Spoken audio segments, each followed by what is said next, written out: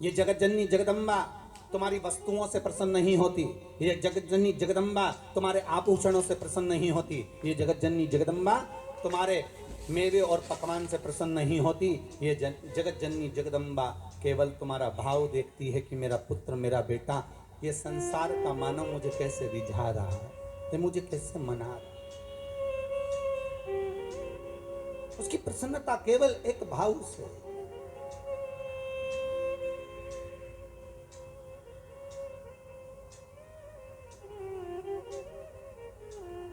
केवल एक भाव।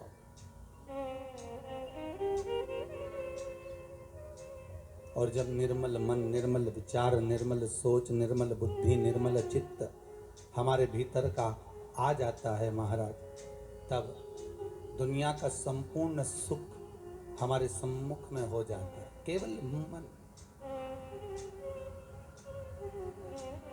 शंभू की कृपा है, आप सबका स्नेह शिव महापुराण से जुड़ा है।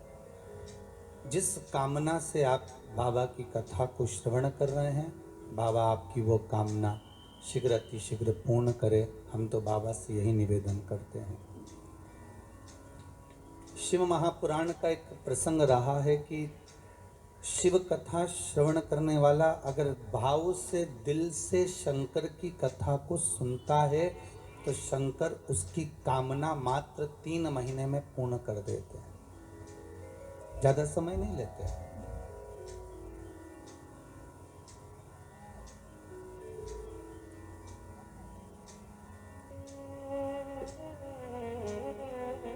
कितना सुख है जीवन में, कितना दुख है, कितना भोगना है, कितना भजन करना है, और आपकी इन श्वासों द्वारा कितना स्मरण होना है। ये सब वो लिखता है। कोई दूसरा लिखने वाला नहीं होता महाराज।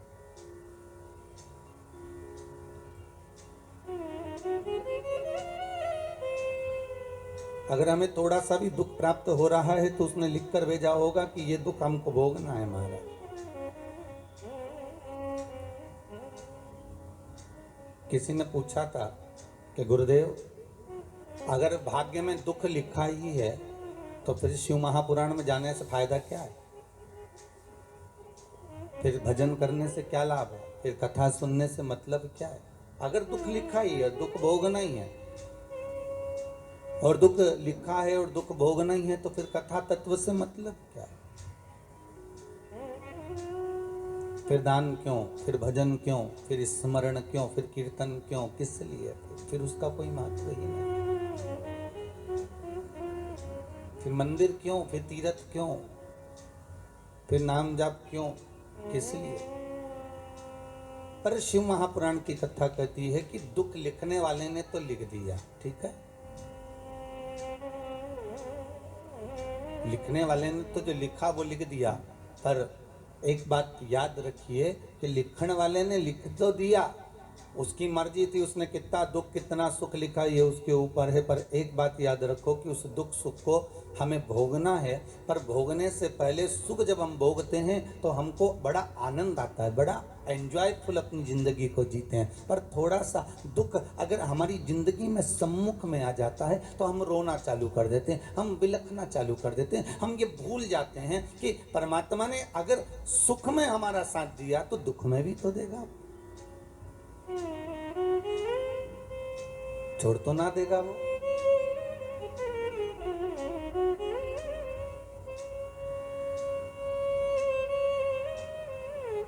एक माता पिता अपने बच्चे को लेकर साल भर में छुट्टियों में दादा दादी के घर जाते थे।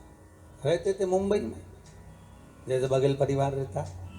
हाँ, रहता भले वहाँ हो, पर साल भर में एक बार तो आते ही होगे महाराज आप लोग, है वर्ष में एक बार अपने माता से मिलने के लिए, गांव में देखने के लिए। भले आप मुंबई रह रहे हैं, भले आप मुंबई निवास कर रहे हैं, तो वो माता पिता के पास में, अपने दादा दादी के पास अपने बच्चों को लेकर पहुँचते हैं, और बच्चों को लेकर पहुँचता, और माँ रहते कम से कम 1 महीना 15 दिन 20 दिन छुट्टियों को बड़े आराम से अपने जीवन को निकालते। बच्चा धीरे धीरे धीरे धीरे 8-10 साल हो गए, बड़ा हो गया। अब बच्चा बड़ा हो गया तो वो बच्चा जब बड़ा हो जाता है तो बच्चा कहता है पापा अब की बार दादी के घर में खुद जाऊंगा, आप मुझे ट्रेन में बिठा देना। और मैंने सब देख लिया कि ट्रेन में कहाँ से बैठना है, कहाँ उतरना है, कैसे बैठना है, क्या करना है, टिकट कहाँ से लेना है, सब मैंने देख लिया। आप चिंता मत करना, मैं बैठ जाऊंगा और चले जाऊंगा। और लड़का हो गया बड़ा, 12-15 साल का, 20-15 साल का, और 10-15 साल का बालक बोला अब मुझे जाने दो, अब मेरे को जाना है। ठीक है बेटा जाओ। पापा ने कहा नहीं नहीं नहीं, बहुत लंबा सफर है बच्चा, ए बाबुआ ये समय अच्छा नहीं चल रहा है, ये सफर बहुत लंबा है, तुम जाकर करोगे क्या, हम तुम्हारे साथ चलते। नहीं माँ, नहीं पापा, नहीं बाबूजी, मैं भी चलूंगा। ठीक है चलो, अब आप मत जाओ, हम चले जाएंगे। बबुआ को टिकट दिला दिया और बालक को जब टिकट दिलाया ट्रेन का, पिताजी उसको स्टेशन छोड़ने के लिए गए, समझाया आराम से बैठना, डरना नहीं, टीटी आए, टीसी आए, उसको टिकट दिखा देना और बिल्कुल मत घबराना हो। और भोजन रख दिया है झोले के अंदर, खा लेना, स्टेशन पर उतर जाना, ध्यान रखना, आराम से जाना, चिंता मत करना। और बेटा कहने लगा पापा मैंने साफ देख लिया है, आप चिंता मत करो, मैं आराम से चले जाऊंगा, आप क्यों टेंशन ले रहे हो, आपको चिंता करने की जरूरत नहीं, मैं साफ पहुंच जाऊंगा, अब तो मैंने देख लिया, अब आप कोई टेंशन नहीं है, हो आप तो जाओ। पिताजी ने जेब में से एक पर्ची निकाली और बेटे के जेब में दे दी, ले ये पर्ची रख ले तेरे पास में, जब तुझे कहीं भय लगे, कहीं ऐसा लगे कि जरूरत है, तब इस पर्ची को निकाल लेना, थोड़ा सा पढ़ लेना। हो ठीक है। बेटे ने पर्ची आगे वाली जेब में रख ली, बेटा चले गए। ट्रेन आ गई, बेटा चढ़ गया, बैठ गया, चले, ट्रेन चल दी, इसको जगह मिल गई, बड़े आराम से बैठा हुआ था, बड़े आराम से, और बड़े आराम से बैठा बैठा वो बालक, सब लोग आ रहे हैं जा रहे हैं, कोई उसको डरा भी रहा, चलो सर को उधर, थोड़ा खसको, सीट दो, वो थोड़ा खसक भी गया, दे भी दिया उसने।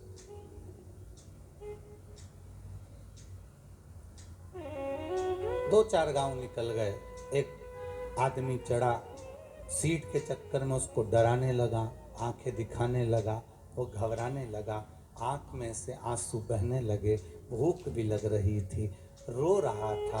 आंख से जब अश्रु गिरे तो मन में आया मेरे बाबूजी ने, मेरे पिता ने एक चिट्ठी मेरी जेब में रखी थी, उस चिट्ठी को निकालता हूँ। उस पर्ची को निकाला और निकाल कर पढ़ा तो उस पर्ची पर लिखा हुआ था, चिंता मत करना, पीछे वाले डब्बे में मैं बैठा हुआ हूं,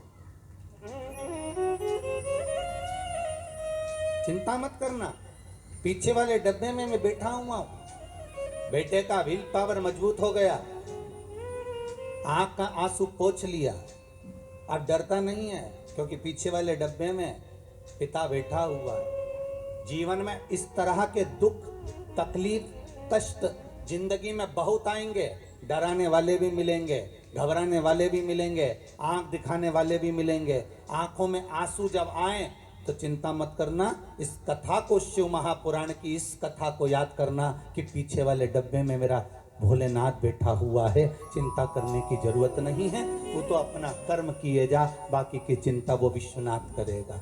वो बाप जगत का पिता, हम कहते हैं ब्रह्मा के पिता हैं भगवान विष्णु, क्योंकि नाभि से प्रकट हुए हैं।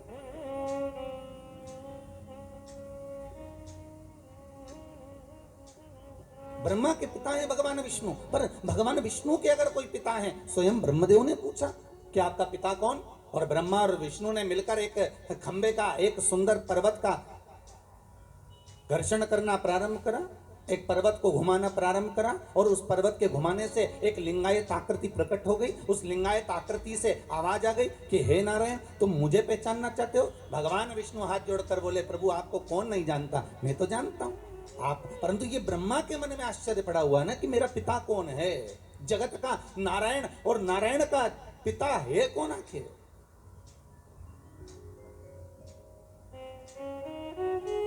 मेरे मन में संशय नहीं है।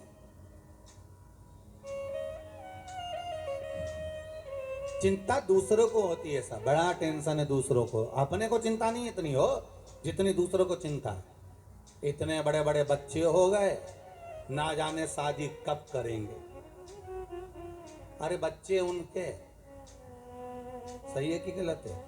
बड़े भी हो गए तो उनके घर में हो गए, पढ़ लिख गए तो उनके घर में लिख गए, पर टेंशन इनको हो गई कि बताओ इतने बड़े बड़े हो गए, फिर टेंशन हो गया इतनी सारी जमीन खरीदते जा रहे हैं, करेंगे क्या, सारी फैक्ट्रियां लाकर यही गांव में पांडे तारा में तो ना डाल देंगे, बड़ी चिंता है।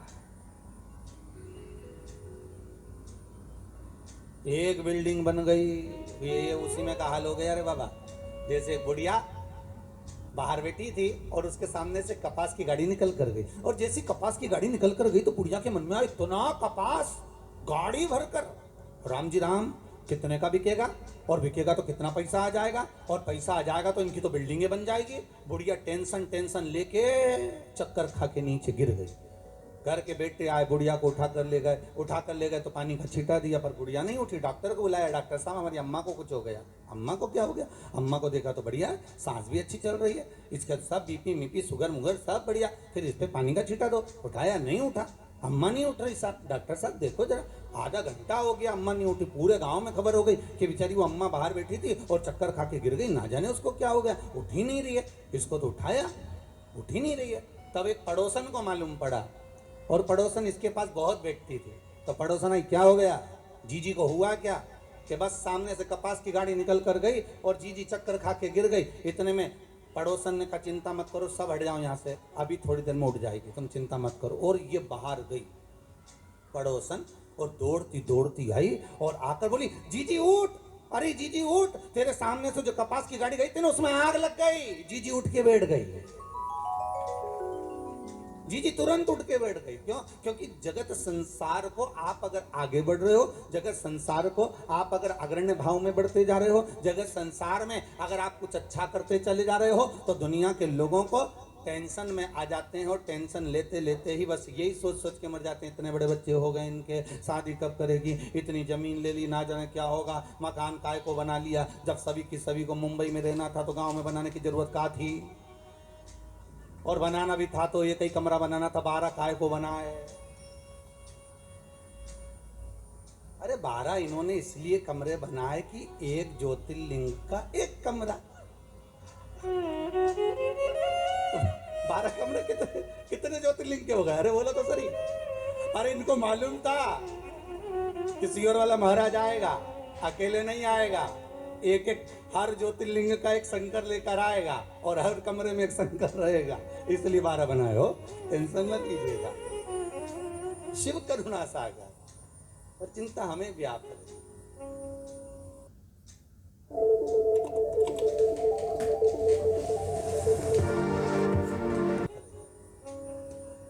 हम सोच रहे हैं होगा क्या, छोड़ दो, पीछे वाले डब्बे में वो बैठा हुआ है, तुम 2 कदम आगे बढ़ते हो, तुम्हारे पीछे पीछे सपोर्ट करने के लिए मेरा कालों का काल महाकाल पीछे से चलता रहता है। आप कहते हो कालों का काल महाकाल चल रहा है, तो आगे क्यों नहीं आता? किस लिए? शिव कहता है कि मैं सम्मुख में आऊंगा तो तेरी शान घट जाएगी, मैं पीछे रहकर तुझे आगे बढ़ाता हूँ, जब तू आगे बढ़ जाता है तो मेरा नाम लेता है तो मुझे उसमें खुशी होती है। माँ, एक घर की माता सबसे ज्यादा प्रसन्न कब होती है? जल्दी उत्तर दो रे भैया, बहुत प्रेम से उत्तर देना हो। घर की माँ सबसे ज्यादा प्रसन्न कब होगी? घर की बूढ़ी माँ सबसे ज्यादा प्रसन्न जब होती है जब बच्चा कहता है मम्मी भूख लगी है, तो माँ भी कहती इतना बड़ा हो गया अपनी धर्मपत्नी से के वो बउआ बोल, वो लाएगी तेरे लिए भोजन बना कर लाएगी, दाल बना कर लाएगी। तब बेटा कहता है मम्मी दाल तो तेरे हाथ की अच्छी लगती है माँ, तू बना कर ला, तब माँ प्रसन्न हो जाती है। माँ को धन नहीं चाहिए, माँ को दौलत नहीं चाहिए, माँ को संपदा नहीं चाहिए। आज नवरात्रि का तृतीय दिवस है, आज गणगौर का दिन भी है, आज सौभाग्य तीज भी है। केवल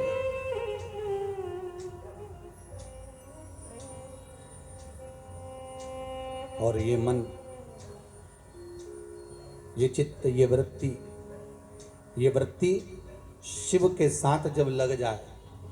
भगवान शंकर का जब शिवलिंग प्रकट हुआ तो भगवान शंकर ने पूछा, मुझे प्रकट करने का कारण क्या था? क्या आप नारायण को ये पता नहीं था कि मैं आपका पिता हूं? क्या ब्रह्मदेव को ये मालूम नहीं था कि मैं इनका दादा हूं?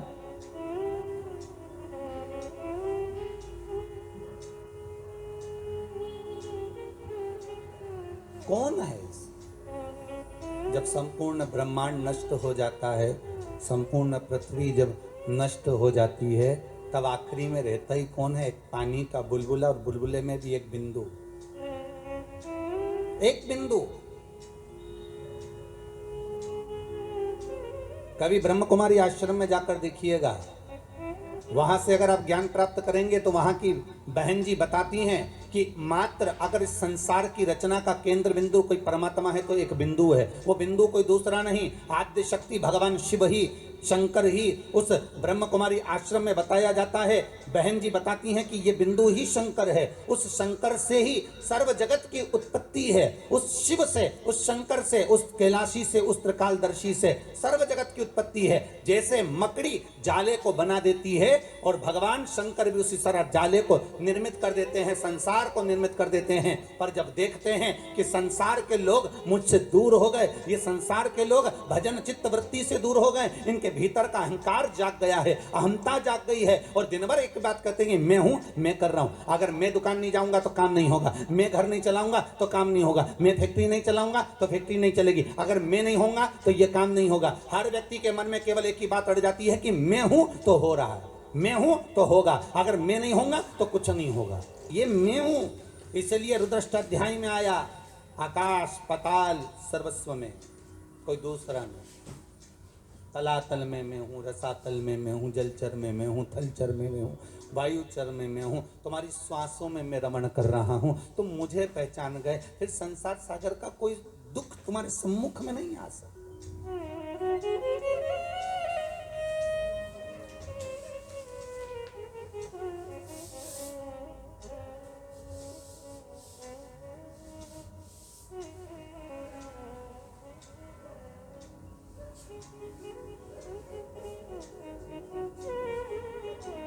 फिर कोई दुख, कोई तकलीफ, कोई कष्ट हमारे जीवन में, हमारी सम्मुखता में कैसे प्रकट हो सकता है, कैसे आ सकता है? आप अगर दिल से परमात्मा को रिझा रहे हो, आप अगर दिल से परमात्मा को बुला रहे हो, तो उस परमात्मा को तुम्हारे सम्मुख में होना जरूरी है। फिर वही बात आ गई, बच्चा घबराया तो पिता ने जेब में एक पर्ची डाल दी। वो पर्ची केवल उस बालक की जेब में नहीं है,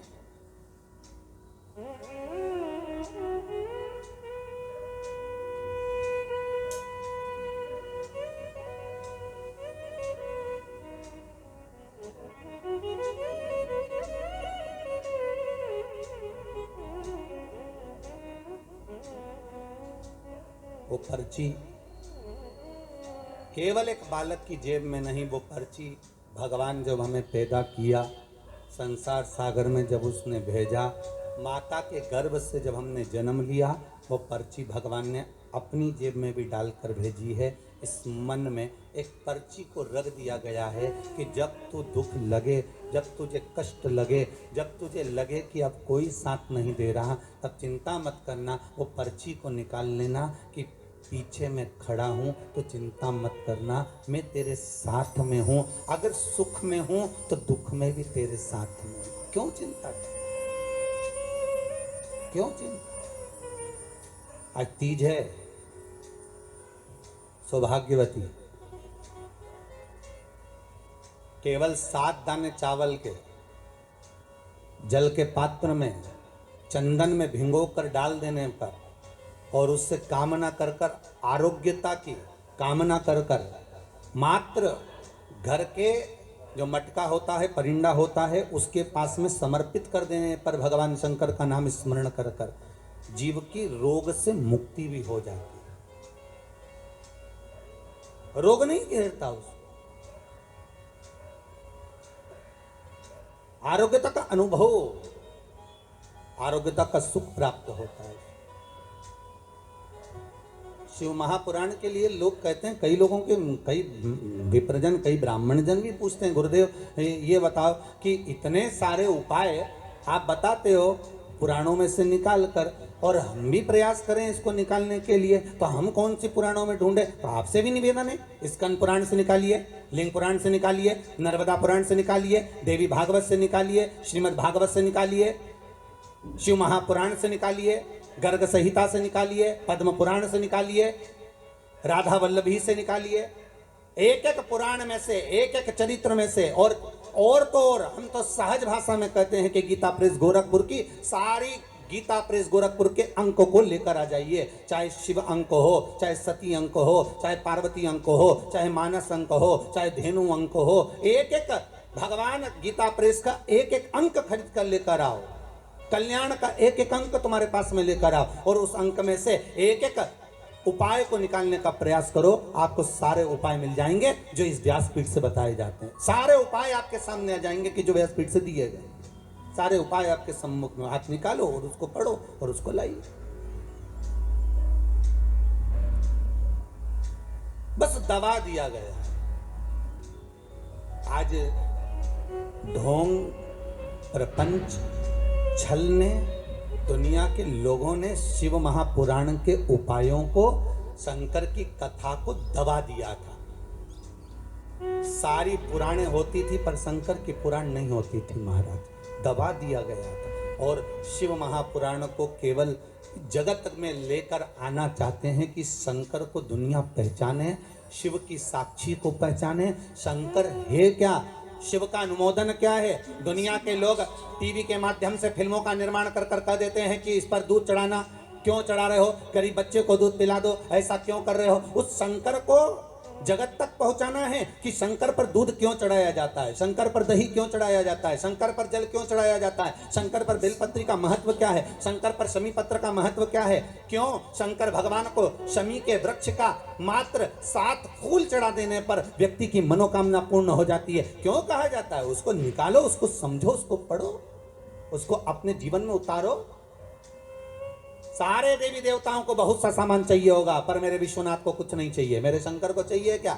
अगर आपके जीवन में ऐसा लगे कि बहुत बड़ी बीमारी आ गई और आपके घर का व्यक्ति वेंटिलेटर पर पड़ा हुआ है, तो शमी के वृक्ष के फूल ले आओ 7, और शमी के वृक्ष के 7 फूल लाकर एक एक फूल शंकर भगवान को श्री शिवाय नमस्तुभ्यम कहकर उस व्यक्ति के लिए जो पड़ा हुआ है, अंतिम सांसें गिन रहा है, जिसको अटैक आ गया, अंतिम सांसों में जो गिन रहा है, उसके नाम से भगवान शंकर पर चढ़ाना प्रारंभ कर दो। मात्र 7 पुष्प, उस शमी के वृक्ष के 7 पुष्प आप शिव को समर्पित करिए, उसका नाम और गोत्र बोलकर, और भगवान शंकर का मूल मंत्र श्री शिवाय, जम के बोलिए श्री शिवाय नमस्तुभ्यम बोलकर एक एक शमी का फूल शंकर पर चढ़ाना प्रारंभ कर दो।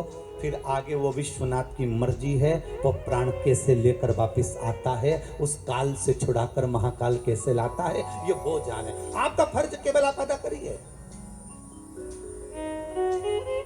जब अंत में डॉक्टर भी हार जाते हैं, जब अंत में डॉक्टर भी कह देते हैं कि अब हमारे बस का नहीं है, अब तो उस परमात्मा के हाथ में, मतलब डॉक्टर को भी मालूम है कि एक डॉक्टर बैठा हुआ, एक डॉक्टर और है, वो बस वो थोड़ा सा दूर तो रहता है पर करीब भी बहुत है। कई लोग कहते हैं गुरुजी वो कैलाश पर रहता है बहुत, तो उनको बुलाएंगे तो आएंगे। हमने कहा कैलाश पर तो रहता ही नहीं है, जहाँ भक्त है वहाँ भगवान, वो दूर तो रहता ही नहीं। आप तो बस केवल उसको बुलाने का प्रयास करिए, आप दिल से बस उसको हाजिर, वो दिल से बुलाओ तो उसको दिला दूंगा। शंकर, ये प्रेम वाली बात है। अगर हम शिव से स्नेह करते हैं तो दुख तुम्हारा होगा, तो रोने वाला शिव होगा, कष्ट मिटाने वाला शंकर होगा।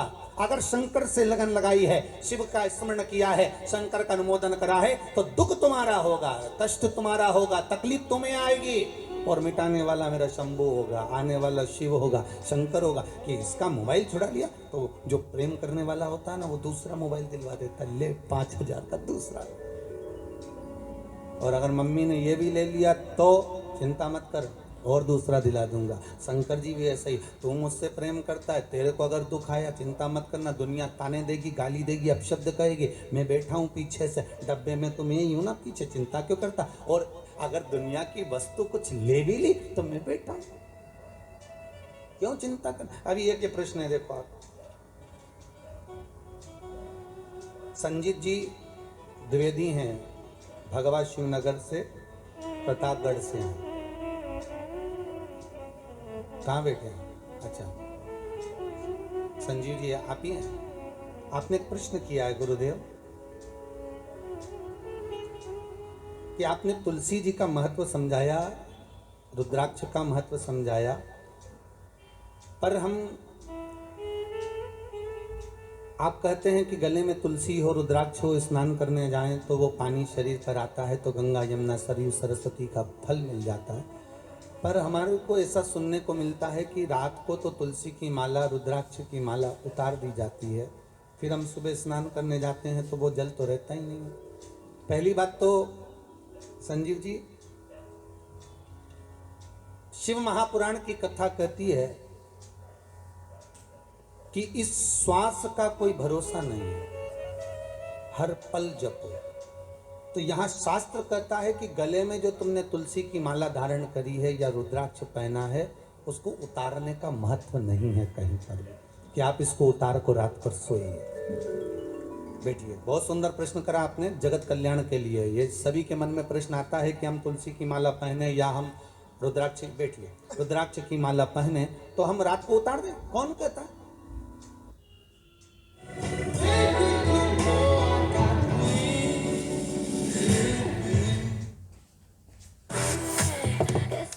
अब तो तुलसी, रुद्राक्ष,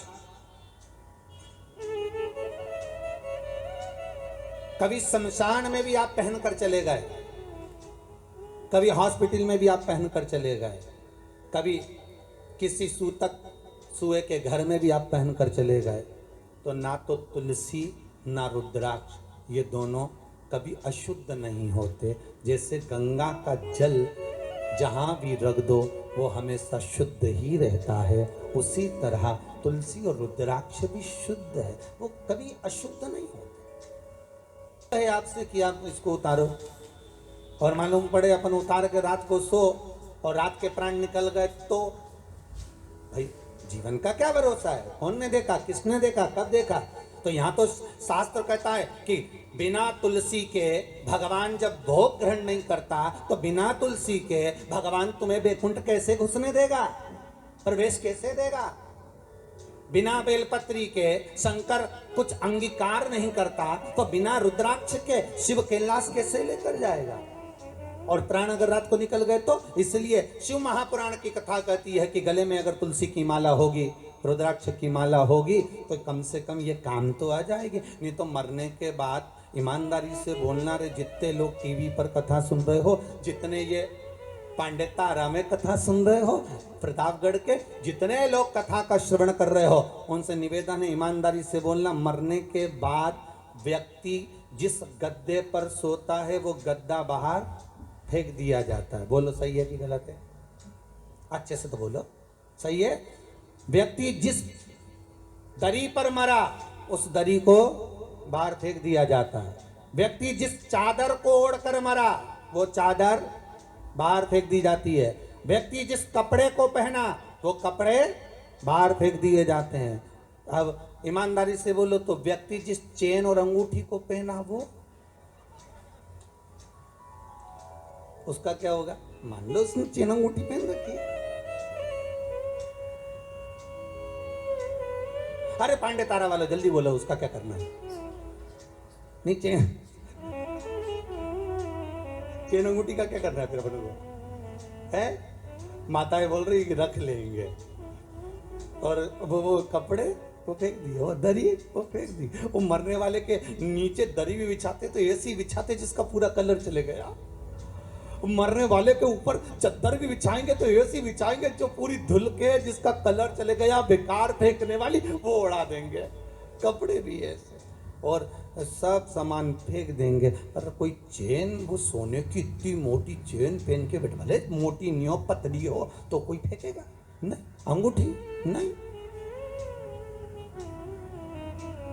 और सोने की बटन लगाता काका जी, तो बटन कुर्ता फेंका तो फेंक दे नहीं, कौन फेंकेगा? कोई।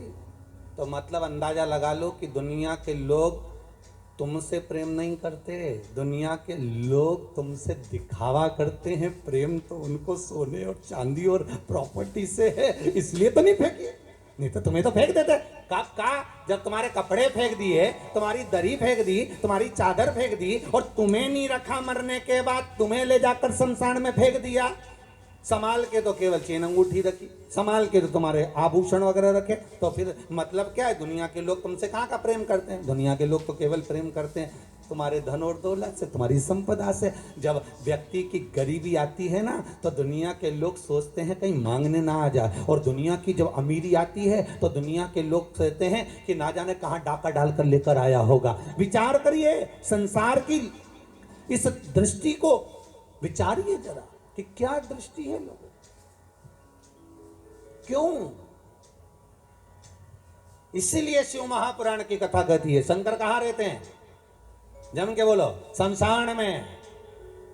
शिव शमशान में निवास करते हैं, क्योंकि उनके ससुर दक्ष प्रजापति ने श्राप दिया था, हे शंकर, मैं तुम्हें श्राप देता हूं कि तुम शमशान में निवास करोगे। शंकर भगवान बड़े खुश हुए, मेरे ससुर जैसा दुनिया में कोई ससुर नहीं होगा। प्लाट भी दिलाया तो ऐसी जगह जहां कोई कब्जा ही नहीं करेगा। इतनी सुंदर जगह पर मुझे रहने की व्यवस्था दे दी, वहां कौन कब्जा करने जाएगा? बस सबसे ज्यादा दुख था शमशान में रहने पर तो पार्वती जी को दुख था। पार्वती जी हमेशा शंकर जी से कहती थी, अपन शमशान में रहते हैं, अपने को कौन मिलने आएगा? शंकर जी बोले, चिंता मत कर, नहीं आएगा तो बांध के लाया जाएगा, और जो एक बार आ गया दूसरी बार कभी नहीं जाएगा। सबसे ज्यादा टेंशन पार्वती जी को था, अपने से कौन मिलने आएगा? इतनी दूर मकान बनाएंगे, जंगल में मकान बनाएंगे, गांव को छोड़कर इतने खेत पे मकान बनाएंगे, तो वहाँ कोई नहीं आएगा, वहाँ डर अलग लगेगा। तो शंकर भगवान की कथा देखो, कोई नहीं आएगा, आएगा जब आएगा, और एक बार आ गया तो वापिस जाएगा ही नहीं। चित्त वृत्ति, अपना मन बनाओ, भगवान जहाँ कहे। शिव जी कह रहे हैं मैं शमशान में रहता हूँ, शमशान में रहने में दिक्कत क्या है मुझे? मैं तो अलमस्त रहता हूँ, मुझे कोई टेंशन नहीं। पार्वती जी बोली, कितना बुरा लगेगा लोगों को यहाँ आने में? शंकर भगवान बोले, आने में बुरा लगेगा तो लगे, पर जो भी आएगा थोड़ी देर कम से कम बैठेगा तो सही। इस मन को अगर शिव में लगा दिया तो शिव की दृष्टि हम पर है। मन को अगर शिव में लगा दिया तो शिव की दृष्टि हम पर है। निवेदन हम शिव से करें, शंकर हमारे आगे पीछे हो। जैसे शिवलिंग प्रकट हुआ, उस शिवलिंग को देखकर स्वतः भगवान शंकर करें कि तुम मुझे जानने का प्रयास कर रहे हो? नहीं नहीं प्रभु, जानना तो हमको है नहीं, जाने जिसके मन में संशय है।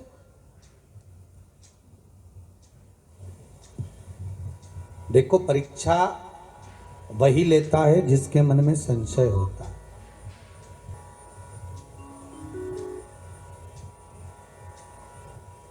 शिवलिंग जब प्रकट हुआ, उस शिवलिंग के 5 मुख निर्मित करे शंकर, केवल शिव केवल प्रमाणिकता देने के लिए। बहुत सुंदर चरित्र, जरा ध्यान दीजिएगा।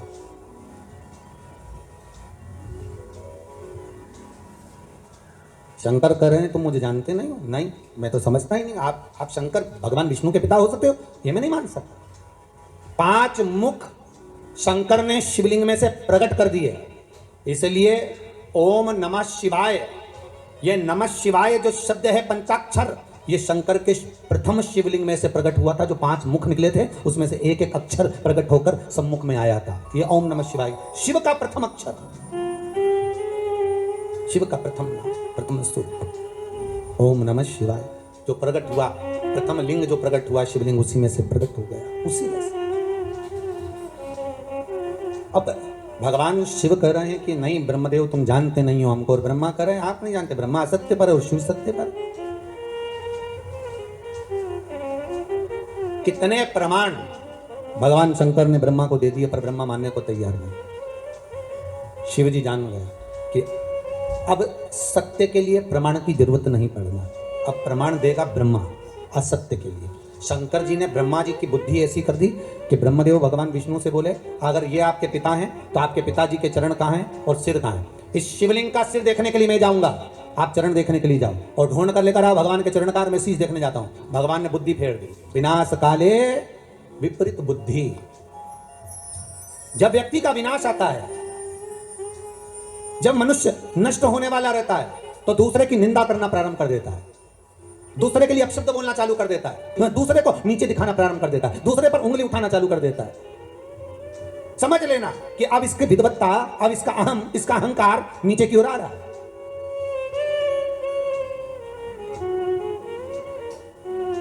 उठाओ उंगली, मना नहीं है, पर पहले सबूत सामने रखो। ब्रह्मा जी भी बार बार कह रहे हैं सिर कहाँ है, कहाँ है चरण?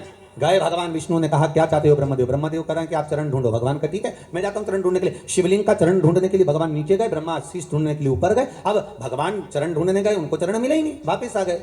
ऊपर गए ब्रह्मा जी, जाते जाते केतकी का पुष्प मिल गया, उसको ले लिया साथ में, गौ माता मिल गई, उसको ले लिया साथ में। चलो तुम सबूत देना, कह देना कि भगवान ब्रह्मा को सिर मिल गया, तो झूठ बोलने का क्या लाभ होगा? केतकी के पुष्प से बोला तुझे सुगंधित बनाकर रखूंगा, देवताओं पर तू चढ़ेगा। और गाय कहने लगी मेरा क्या लाभ? तो भगवान ब्रह्मदेव कहने लगे अगर तू जाकर मेरे भगवान शिव के सामने एक बार झूठ बोल देगी तो तुझे घर की पहली रोटी खाने को मिलेगी। गौ माता बोली चलो ठीक है बोल देती हूँ, चलेगा। आ गए सामने, भगवान ब्रह्मा ने भगवान विष्णु से पूछा नारायण हे प्रभु आपको क्या भगवान के चरण मिले? भगवान विष्णु ने तो कह दिया मुझे चरण मिले ही नहीं। शंकर भगवान के मुख से निकल गया जय हो सत्यनारायण भगवान की। स्कंद महापुराण की कथा कहती है सत्यनारायण की कथा यही शंकर की कथा से निकली है। कौन से भगवान की कथा?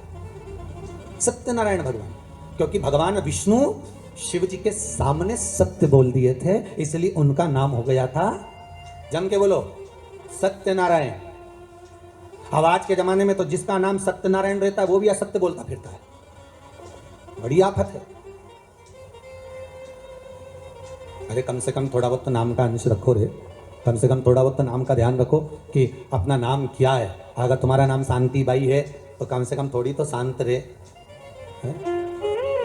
और अगर तुम्हारा नाम भीम सिंह है, वो हमारे यहाँ एक पंडित जी उनका नाम भीम है, और तो वो हमेशा भीम जैसी दादागिरी दिखाते रहते हैं। वो तो जब देखो जब दादागिरी दिखा, और जो भी मिले उससे बस वो दादा मैं ऐसा कर दूंगा। मैंने कहा ये भीम शांति बैठ,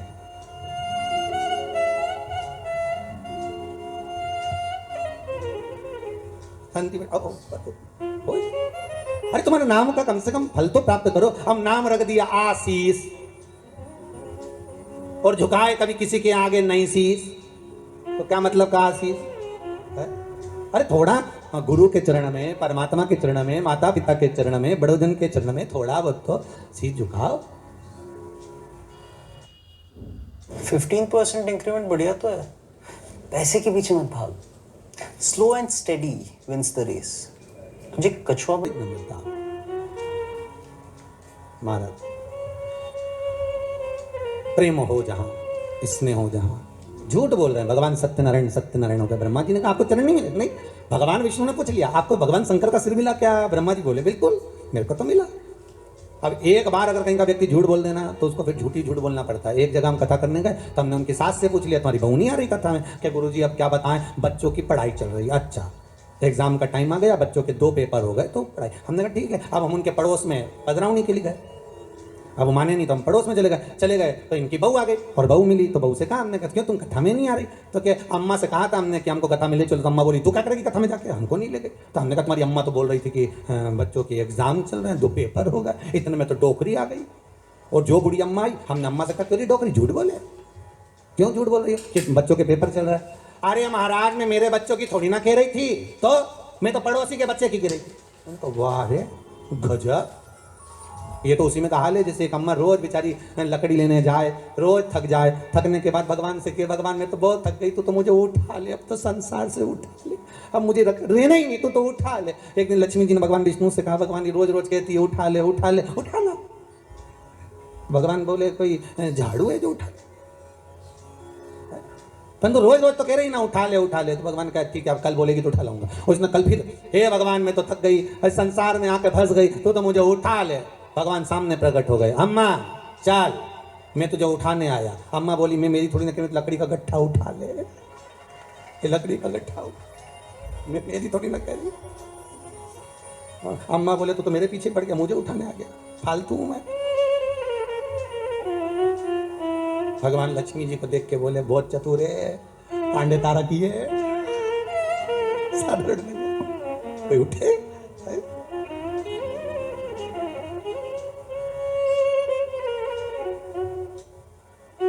एक बात तो है, पांडे तारा में आनंद तो है, कुछ भी हो, उत्तर प्रदेश की ये धरा आनंदमय तो है महाराजो, आनंद। अब भगवान ने ब्रह्मा से कहा कि तुम बोलो, क्या तुम्हें सिर मिला? हाँ, आकाशवाणी हो गई। ब्रह्मा झूठ बोल रहा है, ब्रह्मदेव असत्य बोल रहे हैं। असत्य बोल रहे हैं?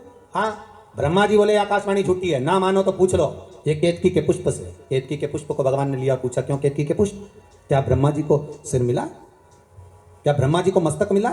केतकी का पुष्प ब्रह्मा को मस्तक मिला जानकर केतकी का पुष्प बोला, हाँ ब्रह्मा को शीश मिला,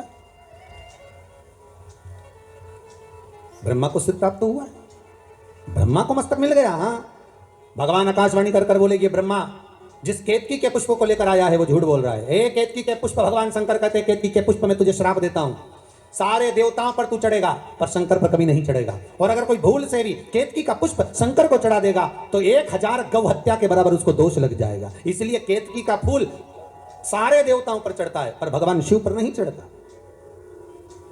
शंकर पर नहीं चढ़ता।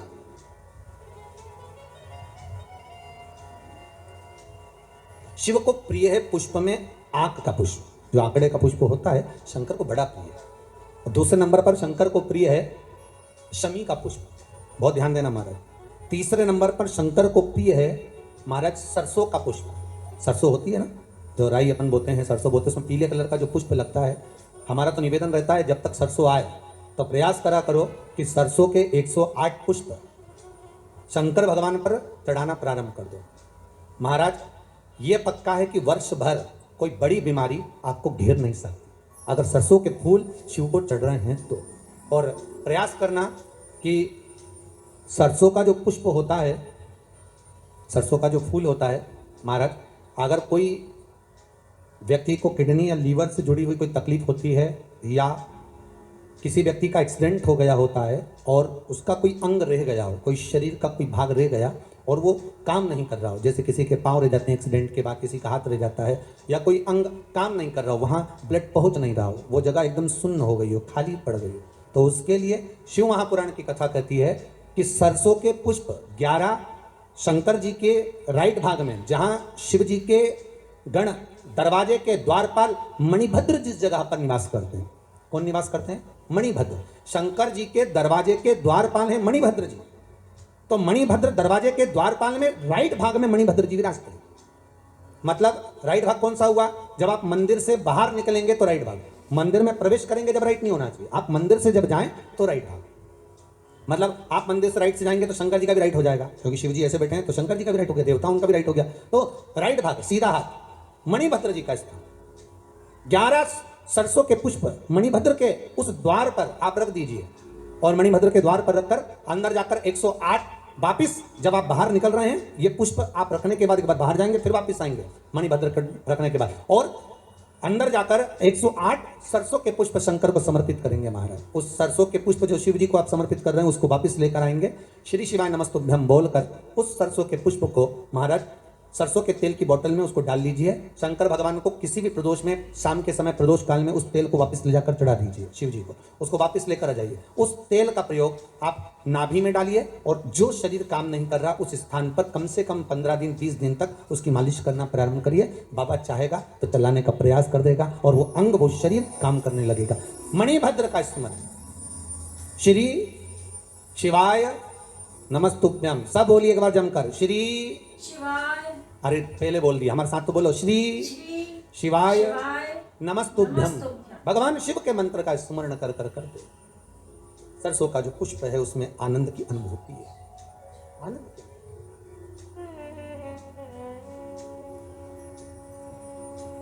महाराज शिव अवघड़ी है,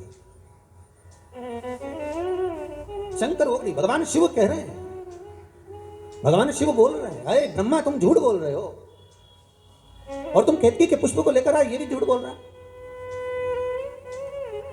असत्य बोलने वाला व्यक्ति असत्य सिखाकर लगता है। मैं फिर निवेदन करूंगा आप सबसे, पूरे महीने आप सत्य नहीं बोल सकते ना, मत बोलो। पूरे महीने में कम से कम एक हफ्ता बना लो कि मेरे को इस हफ्ते में सत्य बोलना। एक हफ्ते भी सत्य नहीं बोल सकते तो निवेदन है कोई 2 दिन ऐसा बना लो कि मैं 2 दिन सत्य बोलूंगा। 2 दिन सत्य नहीं बोल सकते तो शिव महापुराण की कथा कहती कम से कम 1 दिन ऐसा बना लो कि मैं सत्य बोलूंगा। 1 दिन नहीं बना सकते तो कम से कम 2 घंटा ऐसा बना लो कि मैं सत्य बोलूंगा। 2 घंटा नहीं बना सकते तो कम से कम 1 घंटा बना लो कि मुझे सत्य सुबह 8 बजे से लेकर 9 बजे तक सत्य बोलूंगा। पर किसी को बताना मत ही सत्य तुम कि 1 घंटे में इसी समय पर सत्य बोलता हूं, नहीं तो उस समय पर पत्नी आ गई और उसने कुछ पूछ लिया तो अच्छा आपत तुम्हारी, फिर सत्य। गांव के बहुत विद्वान पंडित जी, बहुत विद्वान, खूब सत्संग करने वाले, खूब पूजन पाठ कराने वाले, खूब विद्वान पंडित जी, और चले गए नरक।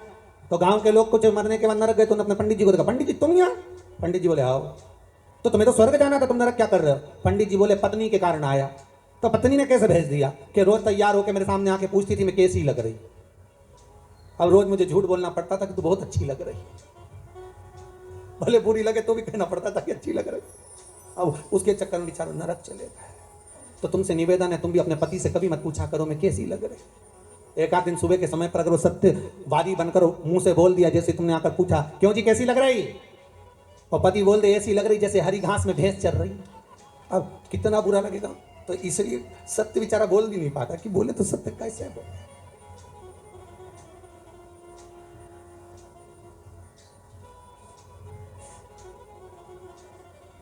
और अपनी जीवन में सत्यता को थोड़ा सा लाओ। अरे ब्रह्मा तुम झूठ बोल रहे हो, ब्रह्मदेव ने कहा मैं झूठ बोल रहा हूं, केतकी का फूल झूठ बोल रहा है, तो गौ माता से पूछ लो। गौ माता को खड़ा करा, भगवान शिव ने पूछ लिया बोल गौ माता क्या ब्रह्मा जी ने भगवान शंकर का सिर देखा है? तो गौ माता बोली हाँ ब्रह्मा जी ने सिर देखा। अब तो भगवान शिव को क्रोध आ गया, अरे गौ माता तू जगत की मां कहलाती है, दुनिया के लोग तुझे पूछते हैं गौ माता, और तू कह रही है कि शंकर जी का सिर ब्रह्मा ने देखा है? मेरे सामने इस शंकर की साक्षी में तूने झूठ बोला है गौ माता। मैं तुझे श्राप देता हूं गौ माता, तेरा पूरा शरीर पूजा जाएगा पर तेरा मुख अपूज्य माना जाएगा। हिंदू धर्म में सारी परिक्रमा आगे से होगी पर गौ माता की परिक्रमा पीछे से होगी। हिंदू धर्म में सारा दान, कन्यादान, वस्त्र दान, मुद्रा दान, स्वर्ण दान, अन्न दान, सारा दान आगे से होगा पर गाय का दान पूंछ पकड़कर पीछे से होगा, क्योंकि तूने झूठ बोला, तू असत्य बोली है। Here's to the story. Not just any story, but the story. The kind every writer... असत्य क्यों बोल रही है? तू असत्य बोलने का कारण तेरा है क्या? क्यों असत्य बोली? केवल एक रोटी के लिए? और यही तो मनुष्य है, मानव करता क्या? एक रोटी के लिए असत्य बोलता है, एक रोटी के लिए झूठ बोलता है, एक रोटी के लिए असत्यता का बिंदु पकड़ कर बैठता है केवल।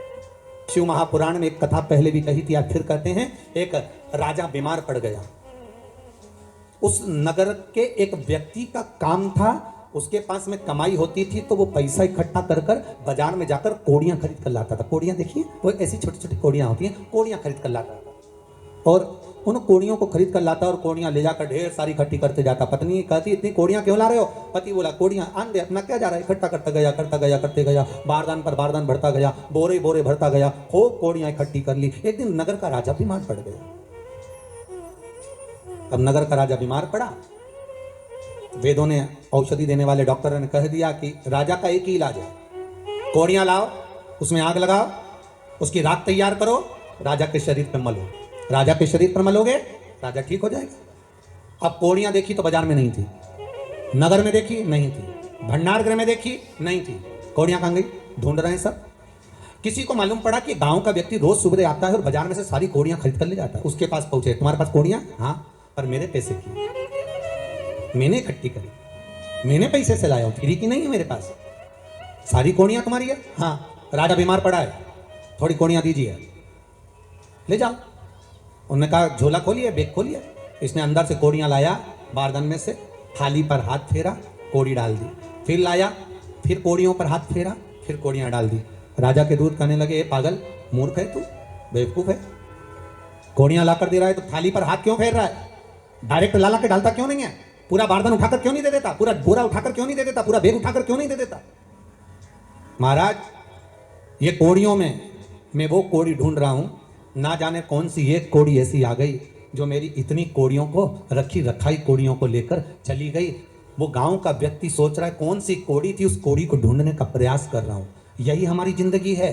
कोई बेईमानी की ऐसी कोड़ी तुम्हारे घर में ना आ जाए कि मालूम पड़े रखा रखाया भी सब लेकर चले जाए।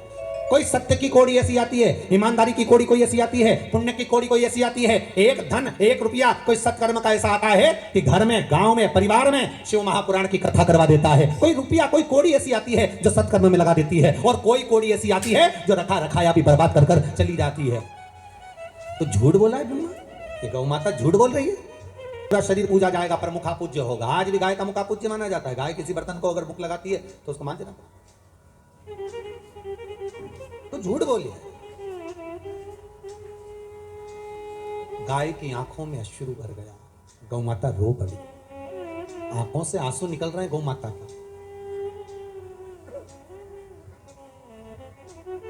केवल मनुष्य नहीं रोता,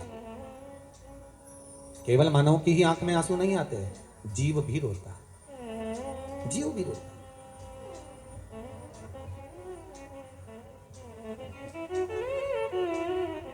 बस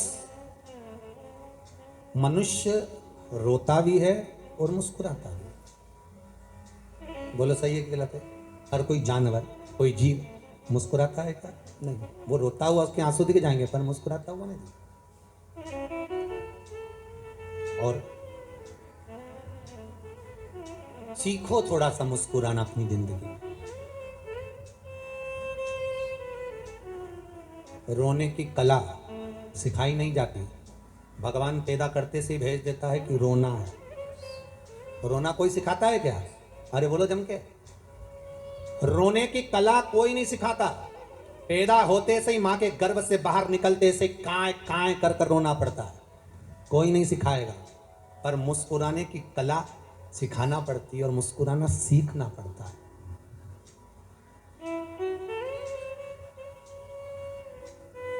वो सीखना पड़ेगा।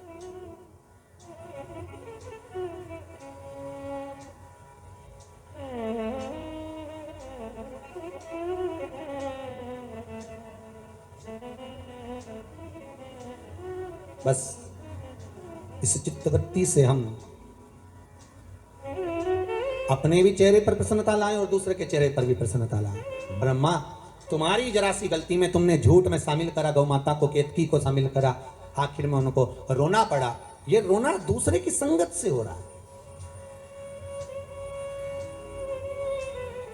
दूसरे की संगत। किसी ऐसे का संग मत पकड़ना कि बाद में रोना पड़े। कई लोग झूठ बुलवाने के लिए एक आदमी को साथ में लेके जाते हैं, बोल सही है कि नहीं, मैंने ऐसा किया था कि नहीं, तो बेचारा साथ वाले को भी साथ देना पड़ता। हाँ वो साहब, और उसने मुंडी हिलाई तो यहाँ कथा कह रही है ब्रह्मा का साथ गौ माता ने दिया तो उसको रोना पड़ा, केतकी के फूल ने दिया तो केतकी के फूल को रोना पड़ा। झूठ बोलने का साथ कभी मत दो, सत्य बोलने का प्रूफ देने के लिए अगर कोई बुलाए तो चले जाना, पर झूठ बोल ऐसा हुआ कि, और कोई झूठ बोलना पता। हाँ साहब, हाँ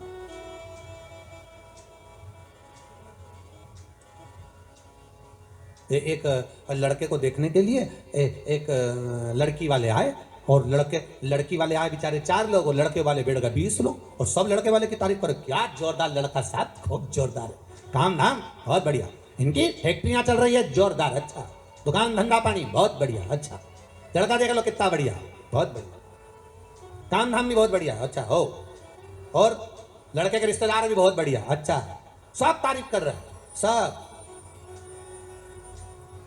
देखने में भी अच्छा है। तो फिर किसी ने पूछा बोलचाल में अच्छा है कि नहीं है? बहुत बढ़िया, बोलचाल में भी अच्छा। अच्छा, लड़के को सिखा के बोला था कि बोलना मत, तू वो चुपचाप बैठे रहे, तू मत बोल। तब वो लड़की की एक छोटी बहन साथ में आई थी। छोटी बहन गई कि हमारी जीजी के लिए हम आपको पसंद करने आए हैं। पास में जाके बैठ गई, पूछा तुम्हारा नाम क्या है? उसने बोलना चालू करा, फूलचंद। 1 घंटे तक तो फूफू बोला और बाद में बोला फूलचंद। लड़की वापिस आकर अपने मम्मी से बोली अटका है, अटका। अब क्यों छुपाना भैया झूठ? सत्य है, सत्य बोलिए। हम तो कई बार कहते हैं दिवाली मिलने जाओ तो हैप्पी दिवाली मत बोलिए। हम कई बार कहते हैं होली मिलने जाओ तो हैप्पी होली मत कहिए। डायरेक्ट जाकर कहिए राम नाम सत्य है। व्यक्ति जिंदगी में थोड़ा सत्यमय जीवन जिए, अच्छा जिए, सत्य की जिंदगी जियो और उस परमात्मा के सामने अपनी सारी गुनाहों को, उस परमात्मा के सामने अपने किए गए पापों को, हमारा निवेदन रहता है शंकर के मंदिर में जब जाओ एकांत में बैठकर बाबा को अपनी सारी गुनाहें गिनवा दो, अपनी सारी गलतियां गिनवा दो। मैं पापी, मैं कपटी, मैं छली, मैं प्रपंची, मैंने बहुत गलत काम किया, पर हूं तो आपका हूं। आपने बनाया, आपने पैदा करा और आपने जैसा बनाकर भेजा मैं वैसा हूं। बाबा से करो, विनती करो, निवेदन करो। अरे भाई, एक व्यक्ति निकल कर जा रहा था, गुलाब के फूल को देखा तो कहता है कितना सुंदर गुलाब का फूल है, पर इसमें कांटे नहीं होते तो कितना अच्छा होता। आगे गया, कोयल कूक रही थी, इतना सुंदर बोलती है, पर कोयल काली नहीं होती तो कितना अच्छा होता। समुद्र का जल देखा, इतना सुंदर पानी, पर खारा नहीं होता तो कितना अच्छा होता। हर एक चीज में ऐब देख रहा है, हर एक चीज में गलती देख रहा है। इतने में गुलाब का फूल, कोयल और समुद्र का जल तीनों ने मिलकर कहा, रे मनुष्य, तुझ में दूसरे की बुराई देखने की आदत नहीं होती तो तू कितना अच्छा होता। हमने ऐब देख रहा है, हमने बुराई देख रहा है कि कांटे नहीं होते, काली नहीं होती, खारा नहीं होता, पर अपने भीतर भी तो कपट देखो कि हमारे भीतर कितना भरा हुआ है। हम कितने छली हैं, हम कितने कपटी हैं, हमारे भीतर कितना प्रपंच भरा है। अरे भाई, कहना सरल है पर धारण करना कठिन है।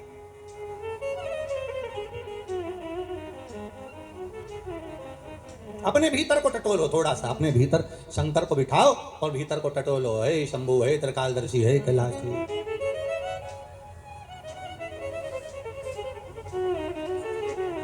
जीवन में लक्ष्य तत्व की निश्चितता हो, अपने हृदय चित्त वृत्ति में जो हमने किया वो भगवान के सामने प्रस्तुत हो, वो भगवान से कह दिया करते रहे। जो जो कामनाएं व्यक्ति लेकर आता है, भाव लेकर, जो शिव महापुराण की तीर्थ निवेदन करूंगा, शंकर की कथा में अगर आप बैठे हो और केवल यही पांडे तारा में ही नहीं, अपने घर में बैठकर भी अगर आप शिव महापुराण की कथा को भले मोबाइल पर, फेसबुक पर, यूट्यूब पर, आस्था चैनल पर अगर श्रवण कर रहे हो और विश्वास रखकर ये नवरात्रि में आप 7 दिन शिव महापुराण की कथा को सुन रहे हो, तो इतना विश्वास रखना कि तुम्हारी कामना को 3 महीने में बाबा पूरा जरूर करेगा। जो कामना है बाबा देगा, उसकी यहाँ देरी नहीं होती। फिर कहूंगा ब्रह्मा सोच विचार कर देंगे, भगवान विष्णु का भाग्य के अनुसार देंगे। शंकर भाग्य नहीं देखते, वो तो तुरंत दे देते हैं, उनको तो देने से मतलब है, वो तो बस भाव देखते हैं और प्रदान कर देते हैं, वो सोचता नहीं। जिस कामना से आयो, एक बहन जी कोई काशी से आई हुई है, हमारा उनके पति का एक्सीडेंट हो गया था, पाँव में तकलीफ है, आप ही लोग आए हुए। बाबा चाहेगा तो आज भले आप व्हील चेयर पे आए हैं, पर बाबा चाहेगा तो अगली कथा में जब भी मिलना होगा तो बाबा आपको पैदल लेकर आएगा, ये विश्वास रखिएगा। बाबा कृपा करे।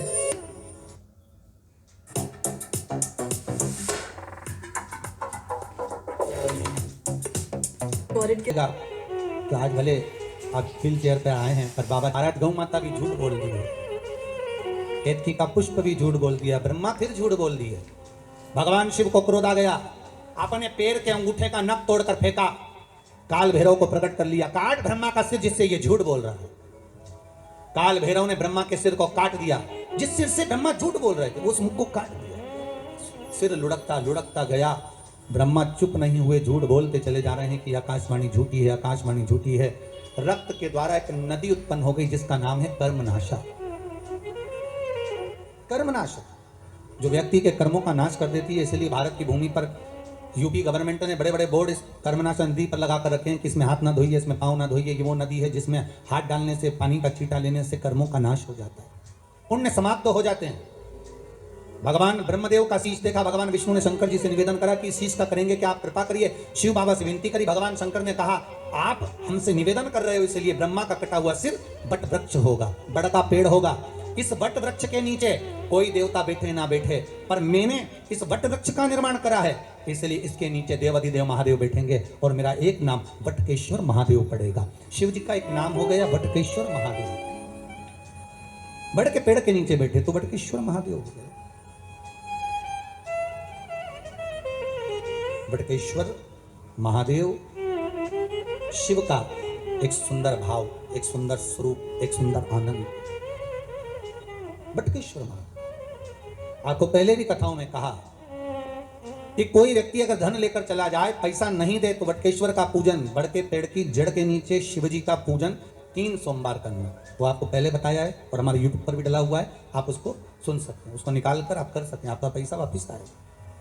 वटकेश्वर का आगे चरित्र आया, भगवान ब्रह्मा ने क्षमा मांगी, गलती हो गई, पर क्षमा मांगने में कुछ नहीं जाता। आप लोगों से भी बारंबार निवेदन करते हैं कि क्षमा मांगने में पीछे ना हटे, अगर हुई है गलती तो क्षमा मांग लो। क्या जा रहा है? पर एक छोटा सा शब्द है स्वारी, पर बोलने में लोगों की जिंदगी निकल जाती है केवल इस शब्द को बोलने में कि साहब गलती हो गई, हो गया होगा, हमारे मुख से निकल गया होगा, आप शब्द बोल दिया होगा, क्षमा कर दो, हो गए। और इतना सा शब्द बोल देना व्यक्ति तो बस वो आनंद हो जाए, इतना सा शब्द।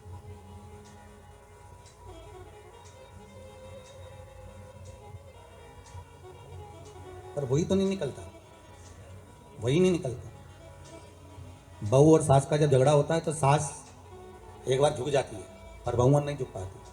तुम देखना, सास और बहू का अगर झगड़ा होगा ना तो सास कह देगी अपनी बड़ी बहू से, एक काम करो छोटी को जरा चाय बना कर दिया, तो बहू कहेगी मम्मी अभी तो लड़ी थी वो तुमसे, तुम्हें अपशब्द कहा था, ताने दिए थे, गालियां दी थी, ताड़ा टेढ़ा बोली थी, और तुम करी चाय देकर जा। पागल है, छोटी है ना, उसमें अक्ल नहीं है, जा चाय देकर जाओ, दियाओ जरा चाय।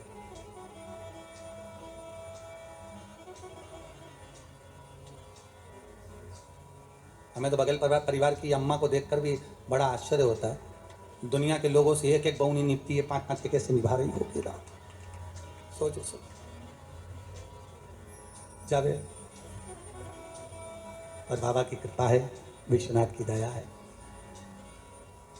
हो गई गलती क्षमा कर लो। पर निवेदन है, एक स्वारी शब्द, एक क्षमा याचना, एक भगवान के सामने बैठकर दिल की बात कह देना। ज्यादा समय नहीं लगता, भगवान से आप बात कर सकते हो, भगवान सुनता है, ऐसा नहीं कि नहीं सुनेगा। आप दिल से कहकर देखिए, वो सुनेगा, वो आनंद आएगा। शंकर से बोलोगे वो आनंद आएगा। समय आया, ब्रह्मा जी ने क्षमा मांगी, सृष्टि का निर्माण करा, हृदय से दक्ष को उत्पन्न करा, मनु शत्रुपा को प्रकट करा, कन्या देवहूति आकुति प्रसूति हुई। प्रसूति का विवाह दक्ष के साथ में हुआ, दक्ष प्रजापति और प्रसूति का विवाह हुआ। माता प्रसूति के गर्भ से जितनी कन्याओं ने जन्म लिया सब भगवान की भक्ति को धारण करने वाली थी। दक्ष प्रजापति की धर्म पत्नी के गर्भ से जो पुत्र हुए, देवऋषि नारद ने इनको भगवत चर्चा में लगा दिए। तो दक्ष प्रजापति ने श्राप दे दिया, नारद तूने मेरे पुत्रों को भगवान की भक्ति में लगाया, मैंने उनको सृष्टि के निर्माण के लिए पैदा करा था, उनको जन्म दिया था कि सृष्टि को आगे बढ़ाएंगे, और तूने भजन में लगा दिया। मैं तुझे श्राप देता हूं कि तू एक जगह टिक कर नहीं बैठेगा, तू एक जगह स्थिर नहीं रहेगा। नारद जी बोले श्राप चल जाएगा, पर भजन में तो लगा दिया, कम से कम मैंने भजन में तो लगाया, चलेगा श्राप। अगर आप अच्छा काम कर रहे हो, सत्कर्म कर रहे हो, भगवत भजन कर रहे हो, कोई ठीक कर्म कर रहे हो, कोई नेक कर्म कर रहे हो, और दुनिया के लोग अगर आप पर उंगली उठा रहे हैं, ताने दे रहे हैं, अपशब्द बोल रहे हैं, आड़े तड़े व्याख्यान कर रहे हैं, गालियां दे रहे हैं, मैसेज कर रहे हैं, कोई आपके लिए अपशब्दों का प्रयोग कर रहे हैं, करने दीजिए, आप अपना कर्म मत छोड़िए, आप अपना कर्म करते रहिए, श्रेष्ठ कर्म करें। आग लगे बस्ती में, जम के बोलो अपन रहो मस्ती में, क्या किसको रोइए, चादर तान के सोइए।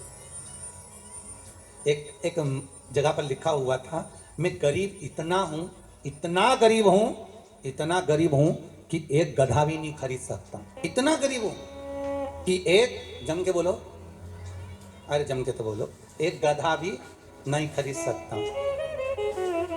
पर अमीर इतना हूं, इतना अमीर हूं कि रोज घोड़े बेच के सोता हूं, रोज घोड़े बेच कर सोता हूं, अमीर इतना हूं। अब गरीबी कितना है कि गधा नहीं खरीद सकता, और अमीर कितना है कि रोज घोड़े बेच कर सोता है। बहुत ध्यान देना महाराज, एक व्यक्ति के पास करोड़ों का धन है पर रात को वो घोड़े बेचकर नहीं सोता। नींद आती क्या उसको?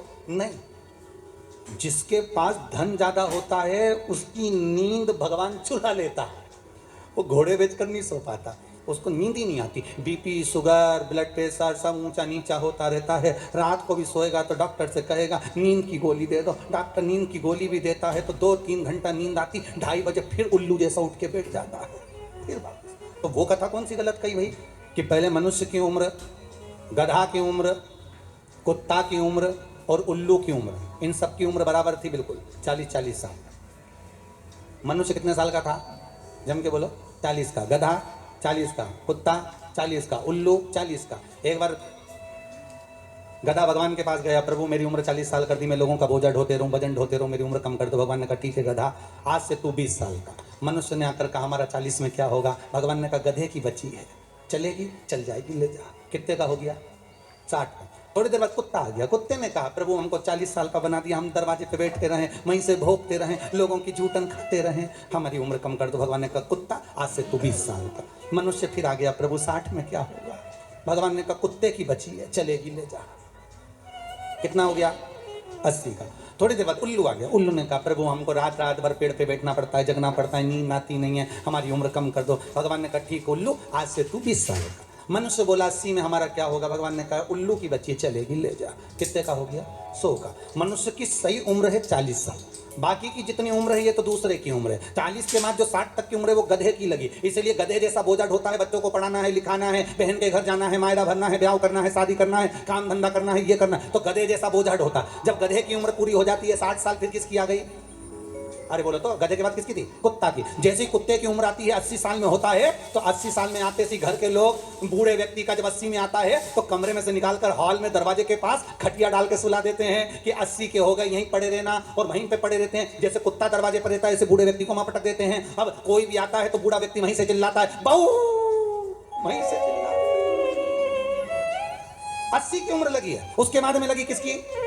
80 से 100 में उल्लू की। अब रात को नींद नहीं आ रही, डॉक्टर साहब के पास गया, डॉक्टर साहब मेरे को नींद नहीं आ रही। डॉक्टर साहब ने दवाई दी, इंजेक्शन दिया, सब दिया, दवाई खाए पर 2 घंटा नींद आए, उसके बाद नींद नहीं आए। तो डॉक्टर को कौन बताए कि उल्लू की लग गई? आएगी कहां से? कितनी भी दवाई दे दो, 2:30-3 बजे तो एसी उठ के बैठे बिल्कुल उल्लू की तरह। हमारी नींद चली, हमारी नींद नहीं आ रही, बिल्कुल उल्लू की तरह, यहाँ वहां उठ के और उल्लू की तरह घूमते फिर, नींद नहीं आ रही, नींद अब नींद गई कहां? क्योंकि उल्लू की लग गई। बस क्या करोगे नींद का? तो गरीब इतना हूं, जम के बोलो, कि गधा भी नहीं खरीद सकता, पर अमीर इतना हूं कि घोड़े बेच कर सोता हूं।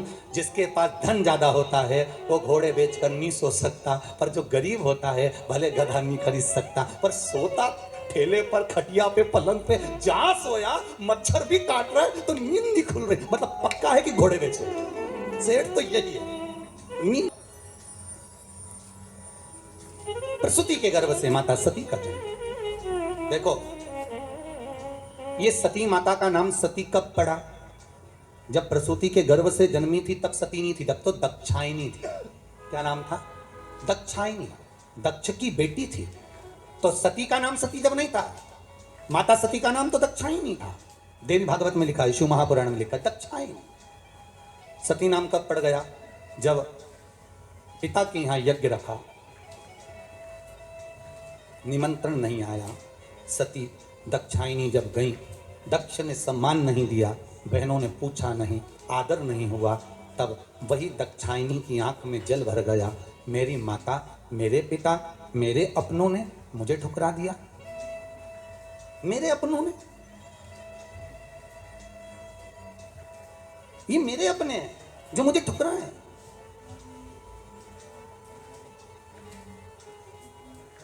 फिर वही वाली बात आ गई, मैं तेरा हूं तू मेरा है, मैं तो जन्म जन्म से तेरा हूं, अब आन पड़ी हूं दर तेरे, भोलेनाथ कांवड़िया मेरे। ये चित्तवृत्ति, ये मन।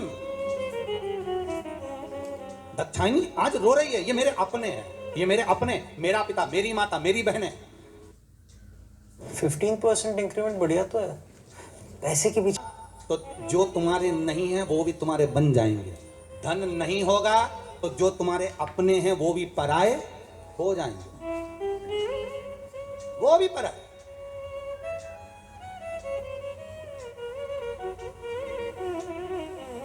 अरे सुख के साथी हजारों थे, जब दुख पड़ा तब कोई नहीं, वाह वारी दुनिया मतलब की दुनिया में किसी का कोई नहीं। जब धन था ढेर साथी बहुत, भैया जी भाभी जी काकी जी बुआ जी सब ऐसे जुड़ गए, अब तो सब सम्मान दे आदर करे, तो आदर तुम्हारा नहीं हो रहा रे, आदर तो तुम्हारे धन का हो रहा है, सत्ता का हो रहा है, वैभव का हो रहा है। तुम्हारा आदर होता होता तो जब तुम गरीब थे तब आदर होना था, आदर तब होना था जब कुछ नहीं था। देख लिया, समझ गए। दक्ष प्रजापति की उस सभा में दक्षायनी ने अपना शरीर कुंड में सौंप दिया।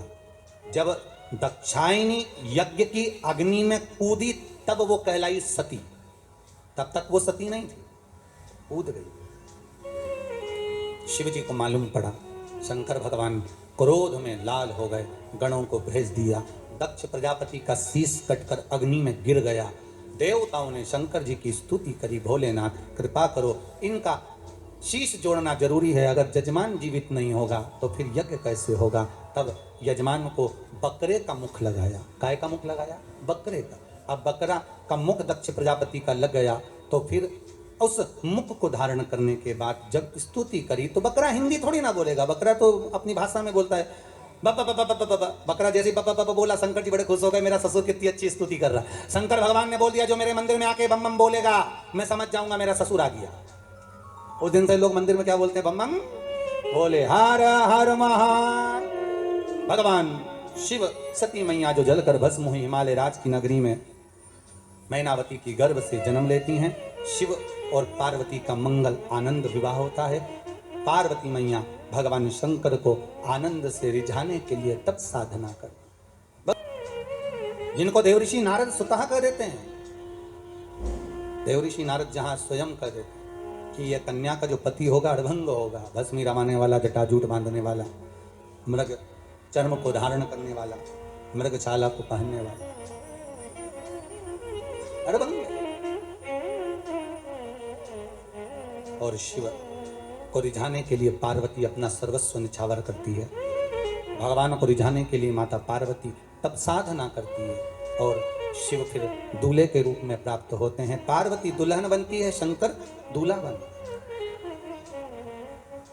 पार्वती को बनी कहा, शिव जी को बना कहा।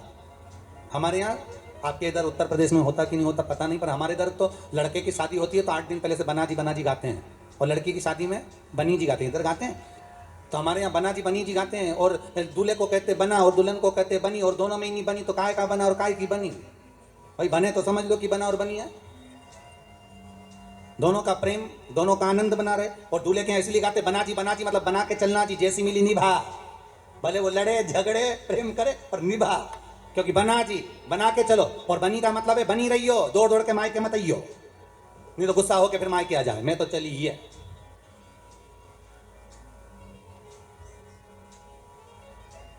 झूठ बोले कौआ काटे, आगे क्या?